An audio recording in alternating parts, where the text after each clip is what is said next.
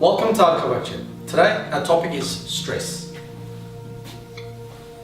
Stress is one of the most fascinating topics for all of us. At some point, whether we're as a teenager or as a middle-aged or even as slightly elderly people, we find ourselves in a state of stress. It's not one or another thing that causes stress. The causes of stress are many and varied. I want to take you through now just some of the psychological states that causes this thing called stress. So let's start the process now. So we have anger,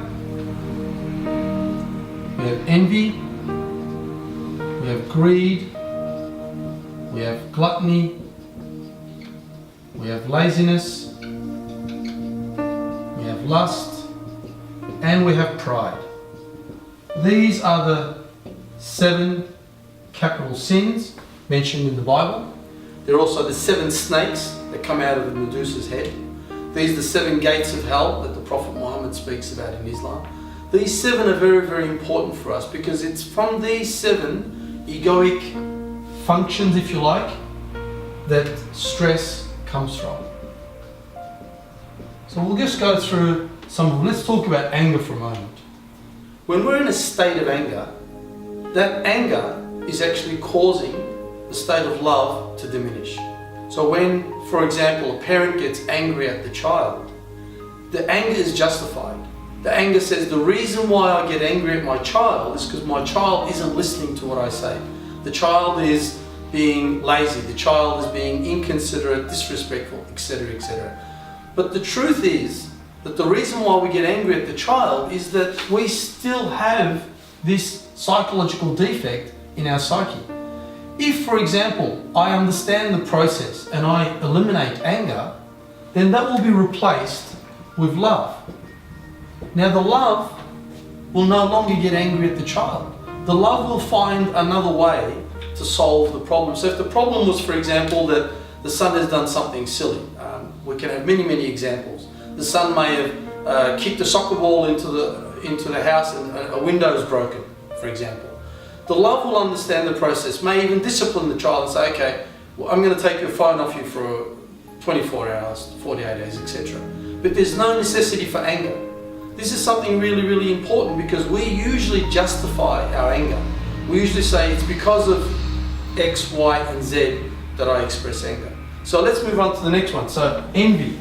We can actually get stressed, or if you like even suffer more, because someone that we went to high school with is now doing much better than we are in life. This can cause us stress, this can cause us suffering. Greed is another good one. Greed is our desire for money.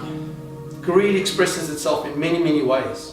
Sometimes these forces, it's also important to understand, these forces are sometimes working together and sometimes they're working against one another.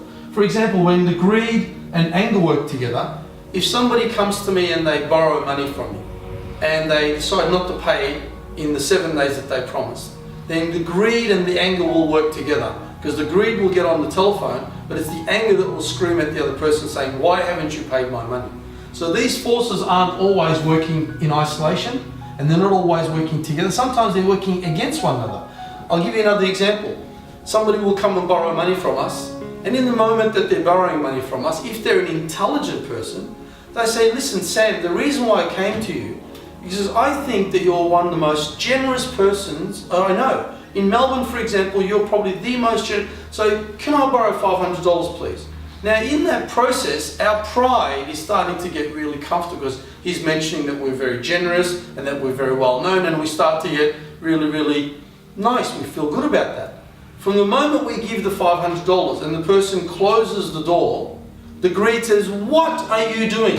You silly person. Do you seriously think that person is going to come back and pay you? So we have these 2 forces now not working together, but they're working against one another.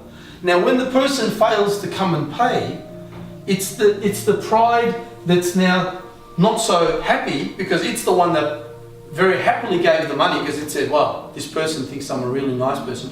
But the greed is really annoying. So the greed is what causes the stress now on us. So if we move on, gluttony is our desire to continue eating more food than we actually need. So when we have problems with obesity, that kind of stress comes from this force that doesn't know when to stop eating.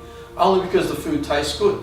We have to have the ability to say, this is enough, but we can't. So we find gluttony is another problem. Laziness is also another problem. Laziness comes from the fact that our essence, our soul, doesn't have control over the force that says, I don't feel like doing it. I know I should be doing it. I know people are waiting for me to do it. I know it's necessary for me to do it. But the laziness says, no, I'm not going to do it. It's a force that creates inertia in our lives. The next one is lust. Lust is probably, out of all of these 7, the lust is probably actually the worst of these psychological functions. I'm going to give you an example now. The husband can go to the wife and say, I'm sorry darling, today I spent more money than I should have. In fact, I was really naughty. I actually went to the casino and I spent some money and I gambled it away. And even though that's not a nice thing, the wife will probably forgive the husband. The husband may go to the wife and say, sweetheart, I'm really, really sorry. I got angry at you yesterday and I got angry at the kids. I promise I won't get angry again. Even though it's not a nice thing, but the wife will probably forgive the husband for that. But if the husband goes to the wife and says, sorry sweetheart, today I had an affair with my secretary or with such and such a person, we will find that this is unforgivable. This is something that will not be forgiven by the wife. The wife will say, this is impossible. It's not going to be something that I negotiate or I accept. So the case will be that there will be divorce ensuing. The last one is, of course, pride. Pride is also very interesting because pride makes us think that there's nothing wrong with it. In fact, we start to say, if I don't have any pride, of what use is it? What use is my life without pride? So what we find ourselves doing is we start to actually get stronger with pride, when in actual fact, it's the pride that's ruining the relationships. For example, between the husband and the wife. Let's give this example. Husband versus the wife. We find that both of them, the husband has the pride of his family and the wife has the pride of her family. So what we find is these two will fight one another. So if the husband says something against my family, my mum or my dad, or I say something against her family, so even though there may not be a problem with actually the couple itself, the pride of the two couples regarding their family will be the reason why they fight. So what we would do, we would recommend that we eliminate pride. And that seems pretty scary to people. They say, wow, if we eliminate pride, what will we have? What we will have instead of pride is humility.